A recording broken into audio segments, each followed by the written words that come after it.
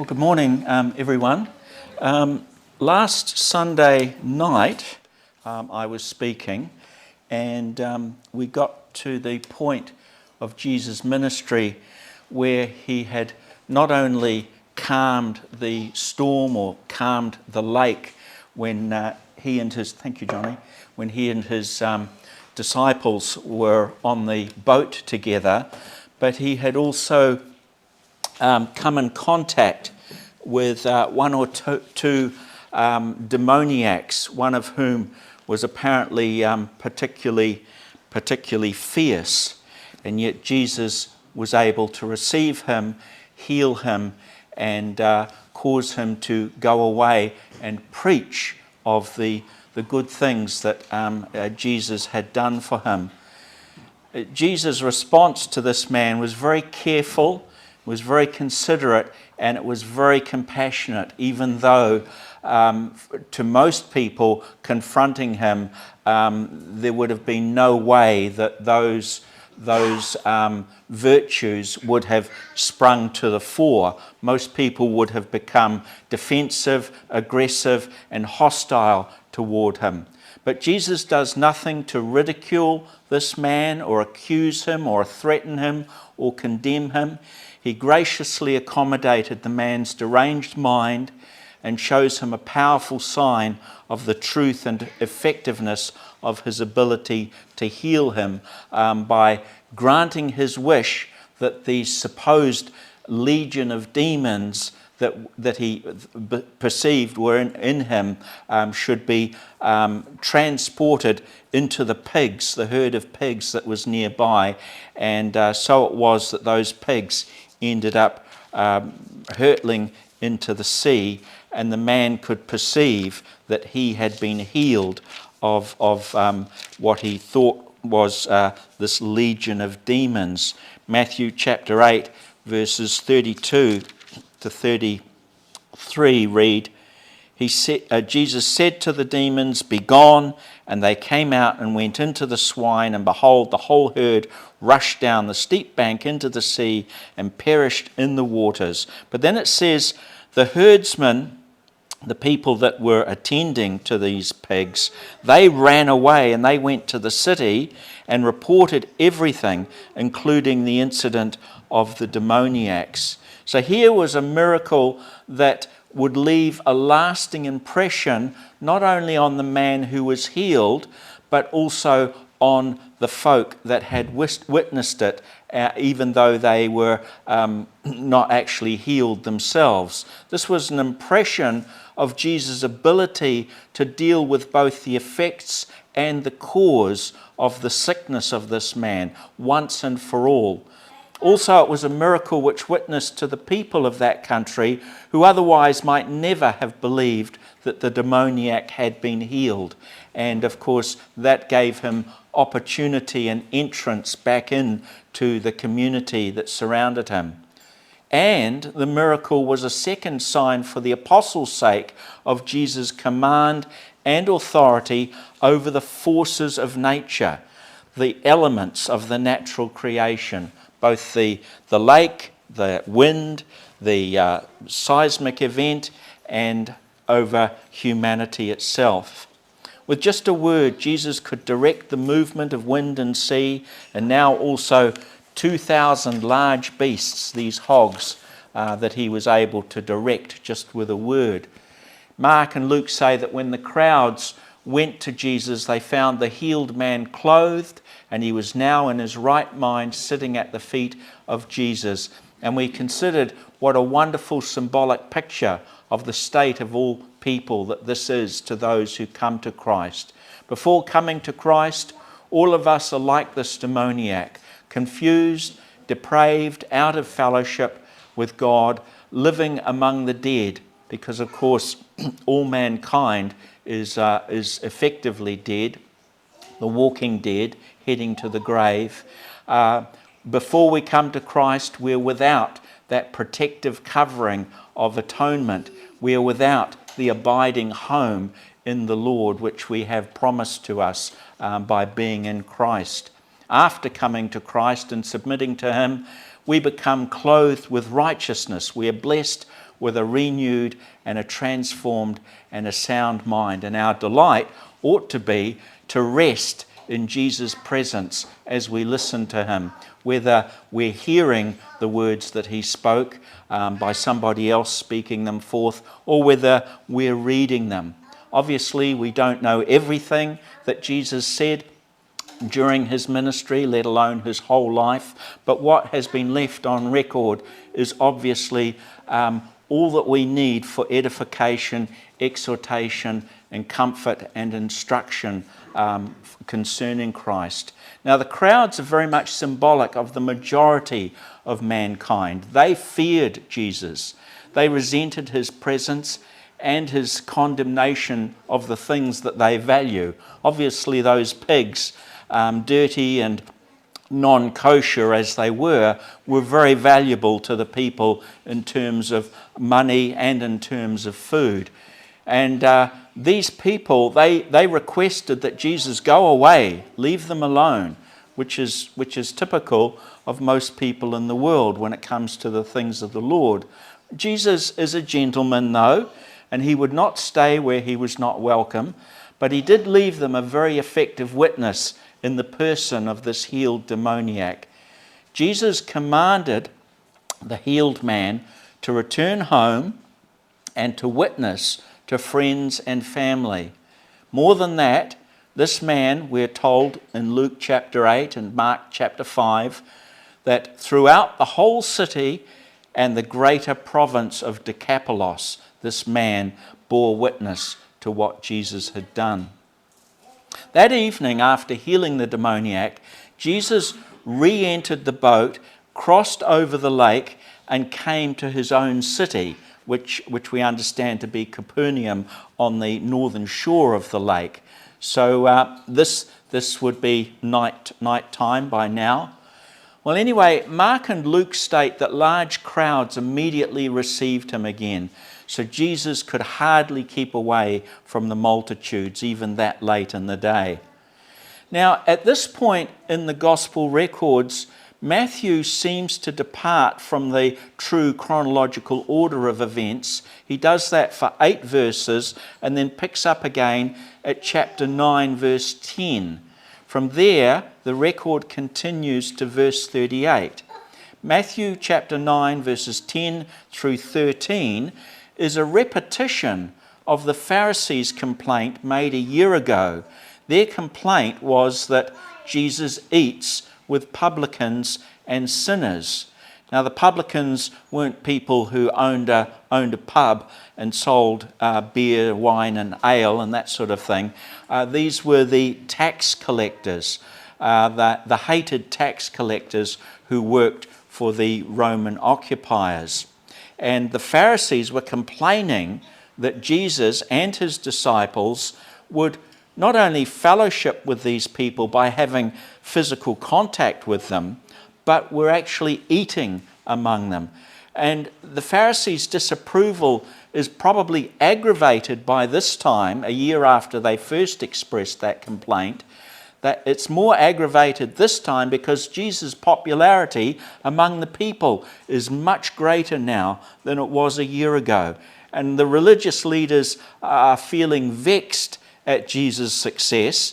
They're feeling threatened by his success, and they're feeling threatened by the large numbers of people that are mixing with Jesus and are preferring to follow him than to follow the religious leaders, the traditional religious leaders.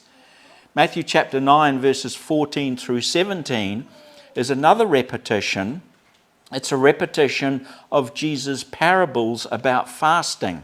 A year ago, back at Mark chapter 2, verse 18, and Luke chapter 5, verse 33, which I believe are parallel accounts, back then, Jesus had said these parables, the same parables as in Matthew 9, he had said them to the scribes and the Pharisees, but now in Matthew, Jesus repeats them to John the Baptist's disciples.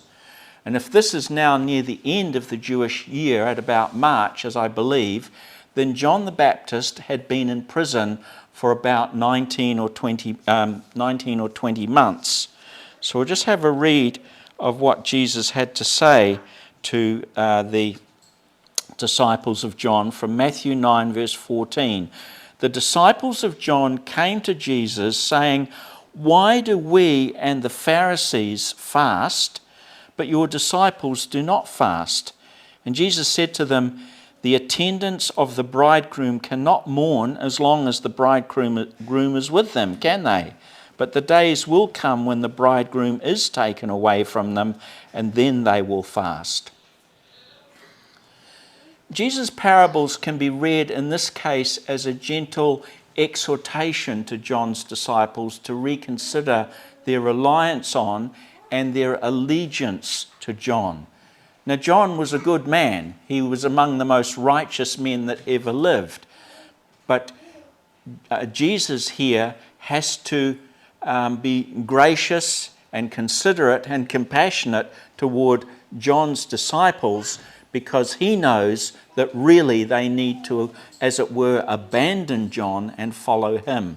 They need to make a shift in their thinking and in their attitudes away from John and toward following Jesus himself. Now, John is still alive at this stage, and of course these disciples have the hope and the expectation that John might be freed by the grace of God. And that's why they were fasting for him, presumably. Jesus might also be gently bracing John's disciples for the prospect of John's imminent death. Jesus tells them that he, that is Jesus the bridegroom, will be taken away in death when it will be justifiable, it will be understandable and appropriate for his own disciples to fast. And the inference seems to be then that John, who is the friend of the bridegroom, will likewise be taken away. He will actually be gone soon by death.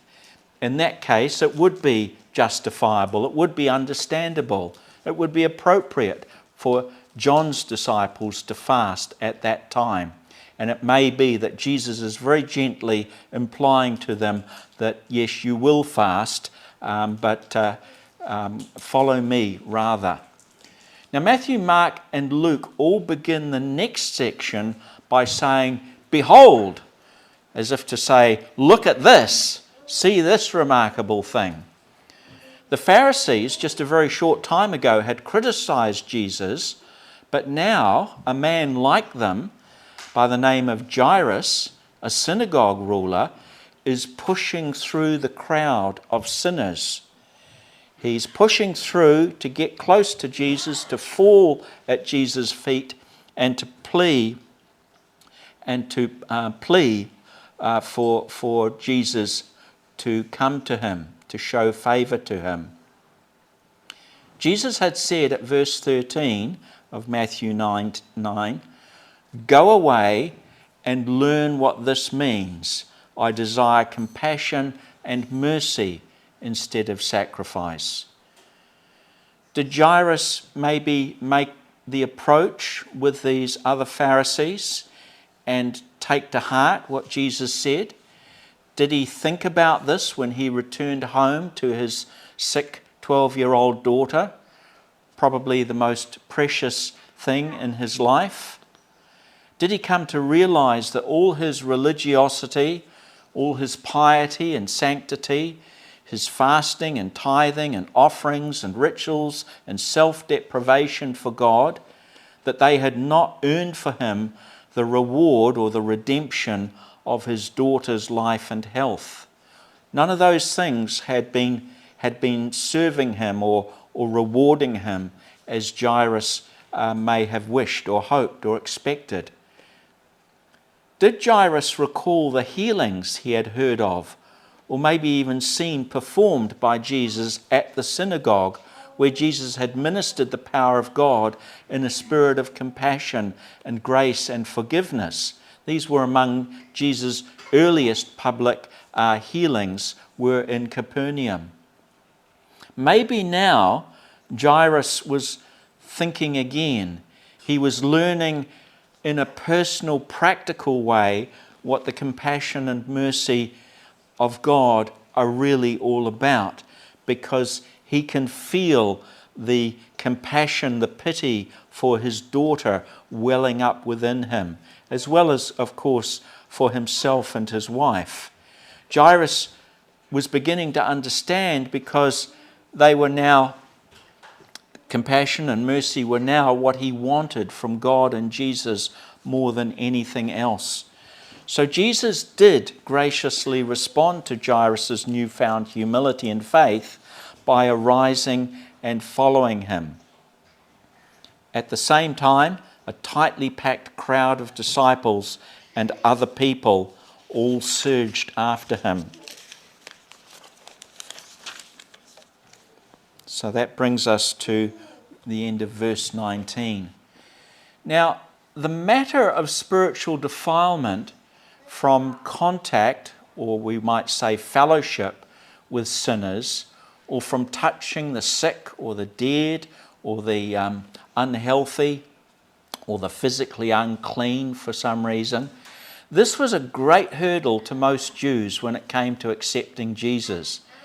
From their point of view, Jesus was simply too lax about this vital part of daily Jewish life.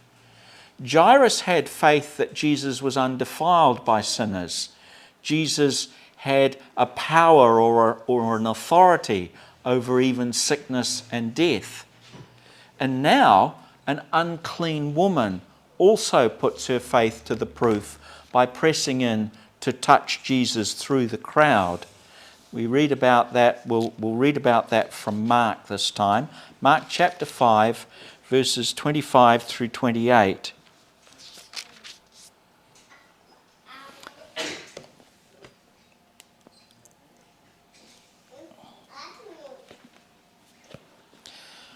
A woman who had had a hemorrhage for 12 years and had endured much at the hands of many physicians and had spent all that she had and was not helped at all, but rather had grown worse, after hearing about Jesus, came up in the crowd behind him and touched his cloak.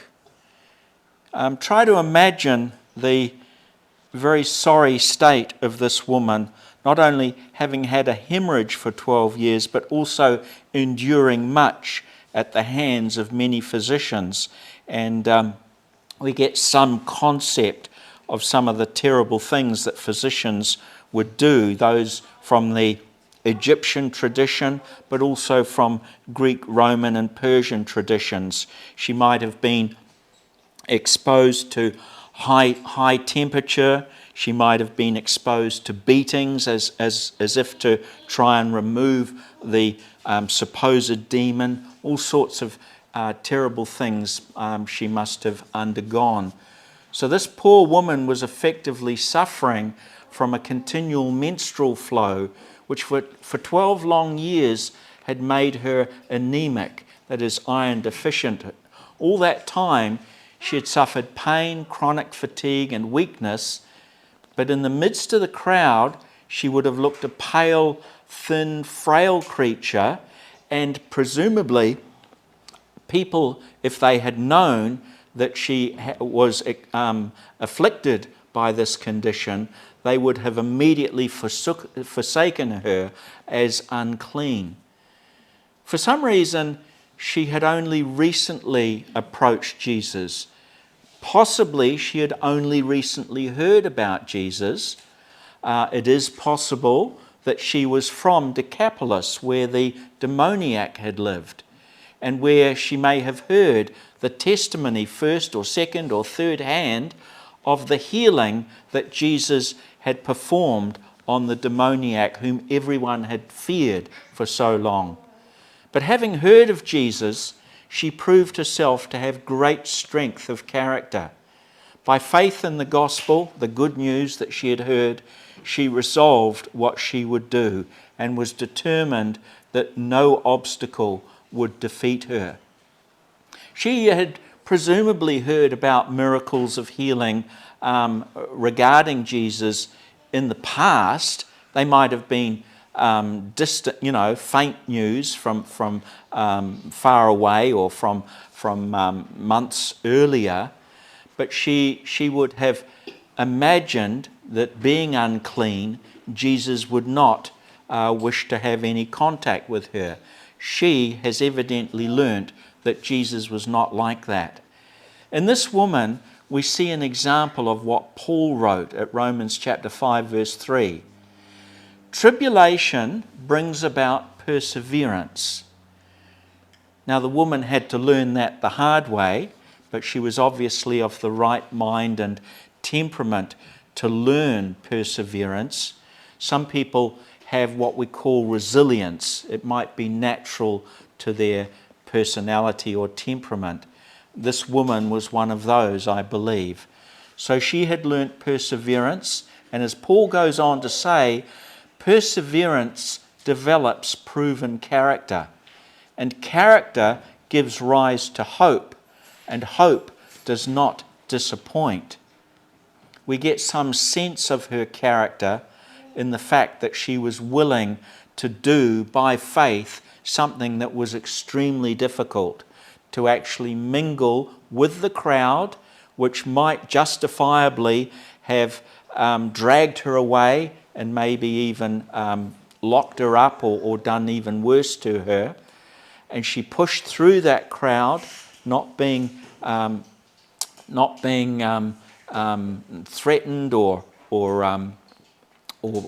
discouraged by the possibility of not being able to reach Jesus, and she pushed her way through and was not disappointed ultimately.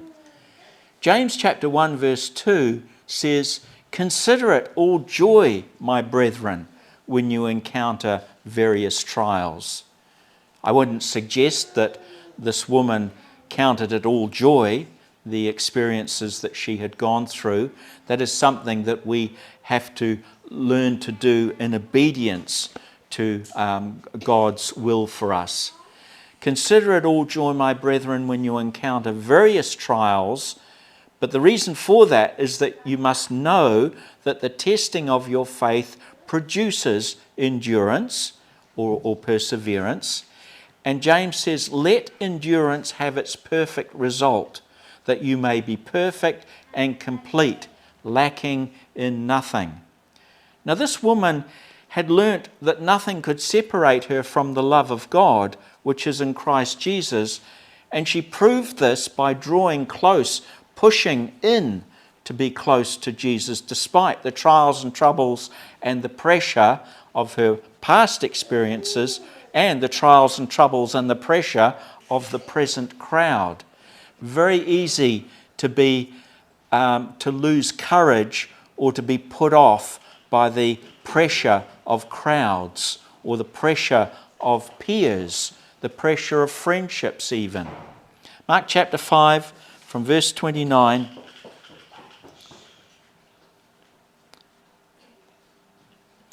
We'll go from verse 25 to 28. 27 to 28. After hearing about Jesus, she came up in the crowds behind him and touched his cloak, for she thought, if I just touch his garments, I shall get well. And immediately, at verse 29, the flow of her blood was dried up, and she felt in her body that she was healed of her affliction. And immediately, Jesus, perceiving in himself that the power proceeding from him had gone forth, turned around in the crowd and said, "Who touched my garments?" And his disciples said to him, "You see the multitude pressing in on you, and you say, 'Who touched me?'" They probably laughed at that. But he looked around to see the woman who had done this. Luke chapter 8, verse 46 says, Jesus said, "Someone did touch me, for I was aware that power had gone out of me."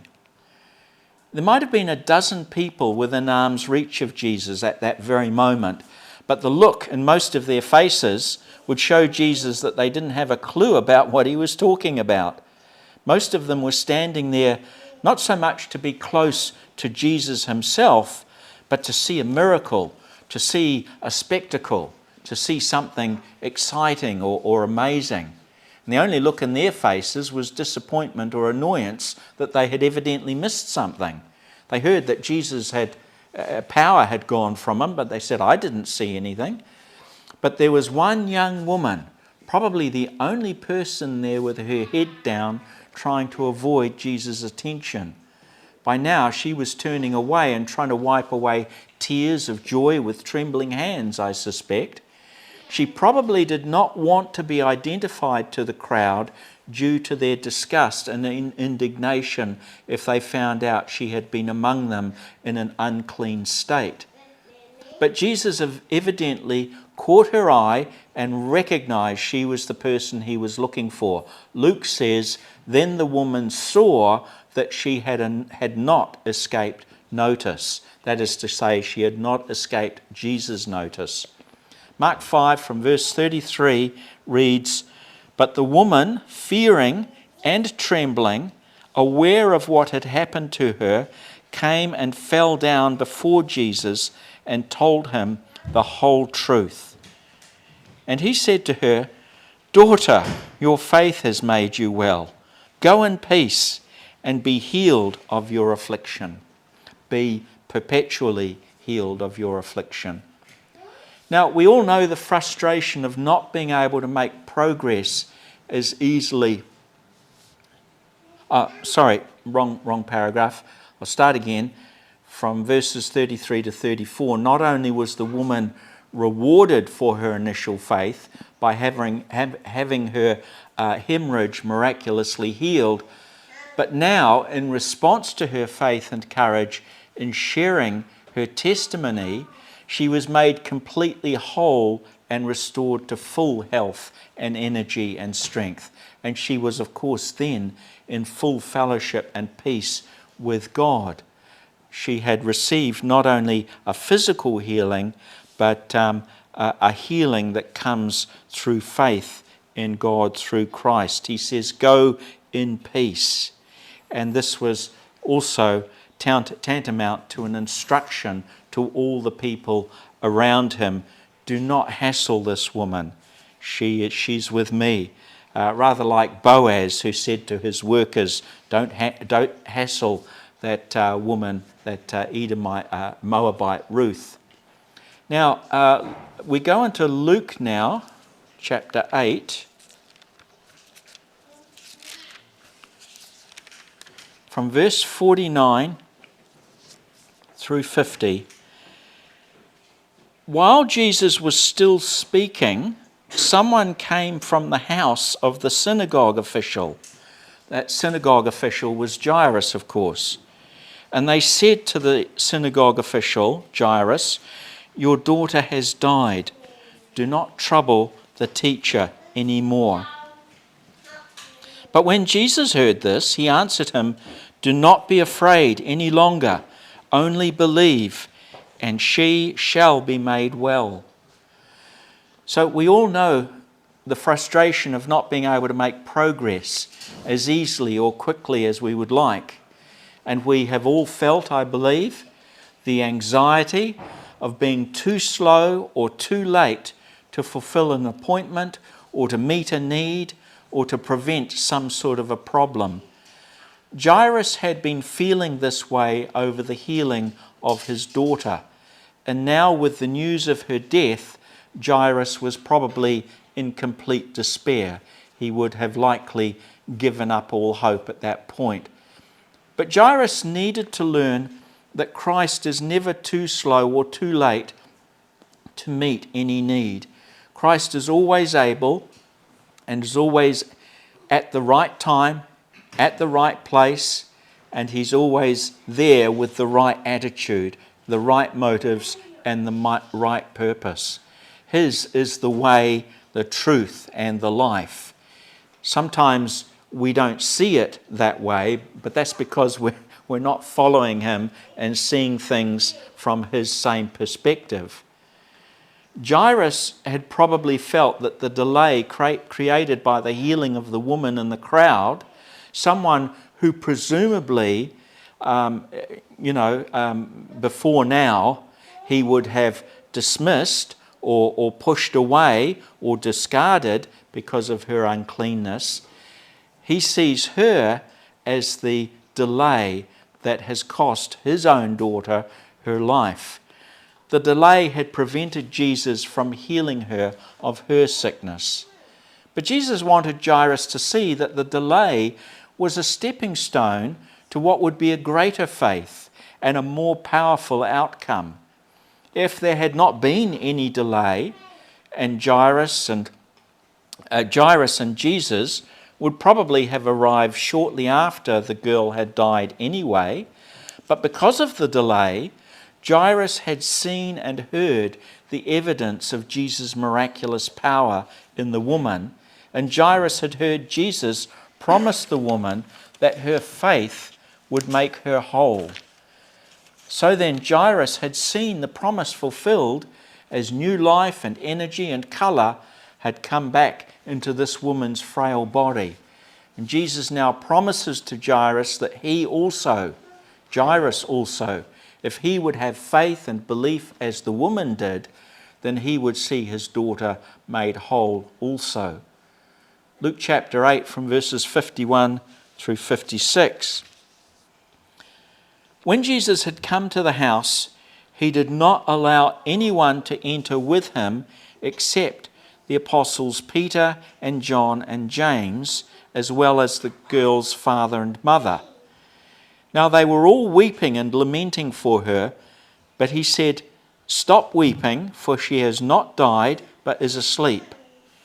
And they began laughing at him, knowing that she had died. He, however, took the girl by the hand and called, saying, "Child, arise." And her spirit, that is her breath, returned, and she rose immediately, and he gave orders for something to be given to her to eat. Presumably, in her sickness, she hadn't eaten for some days, and even though she was now alive again, her body would have craved nourishment so that she could be able to stand up and be fit and well again. Obviously, her parents were amazed, but Jesus instructed them to tell no one what had happened. Now, as we see, Jesus is beginning here to make distinctions between his 12 apostles. Here is the first example of the prominence, for one reason or another, the prominence of the apostles Peter and John and James. Now, the other 9 apostles were probably with Jesus in Nain, back at Luke chapter 7, when he raised the widow's son. So Peter and James and John were not exclusive to that extent, but evidently Jesus took them apart at this stage as a forerunner or a foretaste of the special position, or the special role, I should say, among the apostles. This is now the second recorded resurrection performed by Jesus. As I say, the first was at Nain, the rising of the widow's son at Luke chapter 7. It is the first time that Christ refers to death as asleep here now in Capernaum with Jairus' daughter. And this was his way of reminding his disciples that death is not final, but it is to be followed by a revival or an awakening, as it were, at the resurrection. Jesus instructs the people, and in Mark chapter 5 verse 43, it says that he gave them strict orders not to publicize the resurrection miracle. However, Jesus' command seems to have not been heeded, for we read now back again at Matthew 9, verse 26 to 33.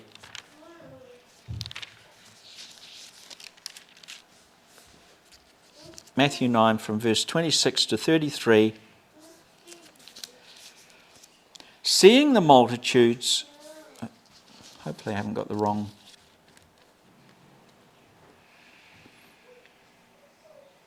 No, I have the wrong passage here for some reason.